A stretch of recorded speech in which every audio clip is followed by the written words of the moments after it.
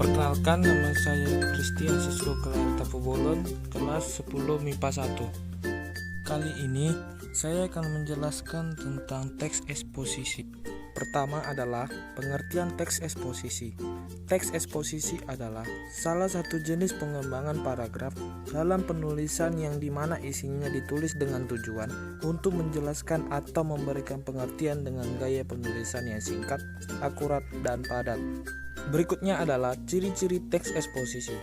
Yang pertama, bersifat objektif pada pembahasan persoalan dan tidak menggunakan kata atau frasa yang bersifat menarik emosional pembaca sehingga tidak memihak kepada pihak apapun.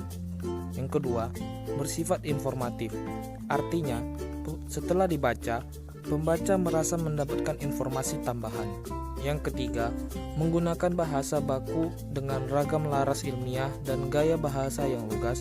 Selain itu, tanda baca dan ejaan juga sangat diperhatikan yang ditulis berdasarkan PUEB atau Pedoman Umum Ejaan Bahasa Indonesia. Yang keempat, teks memuat fakta. Fakta dapat berisi data berupa angka. Misalnya, tingkat kasus trafficking selama dekade terakhir. Berikutnya adalah tujuan teks eksposisi. Tujuan teks eksposisi adalah untuk menjelaskan informasi tertentu supaya dapat menambah ilmu pengetahuan pembaca, sehingga dengan membaca teks eksposisi, maka pembaca akan mendapatkan pengetahuan secara rinci dari suatu hal atau kejadian. Yang berikutnya adalah struktur teks eksposisi. Terdapat 3 struktur teks eksposisi. Yang pertama adalah tesis. Tesis atau juga dikenal sebagai bagian pernyataan pendapat merupakan salah satu bagian teks eksposisi yang berisikan pernyataan pendapat dan opini dari penulis terkait topik yang akan dibahas. Bagian ini biasa terdapat di pembuka sebuah teks eksposisi di awal paragraf.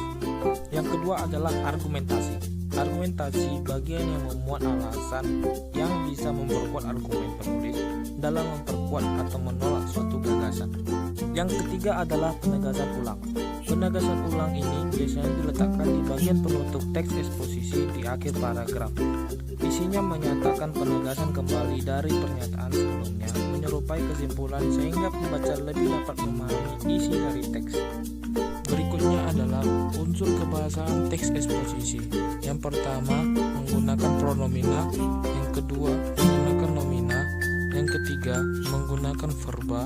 Dan keempat, menggunakan konjungsi. Yang terakhir adalah langkah-langkah menyusun teks eksposisi. Yang pertama, menentukan tema. Yang kedua, menentukan tujuan karangan. Yang ketiga, memilih data yang sesuai dengan tema. 4. Membuat kerangka karangan. 5. Mengembangkan kerangka menjadi karangan.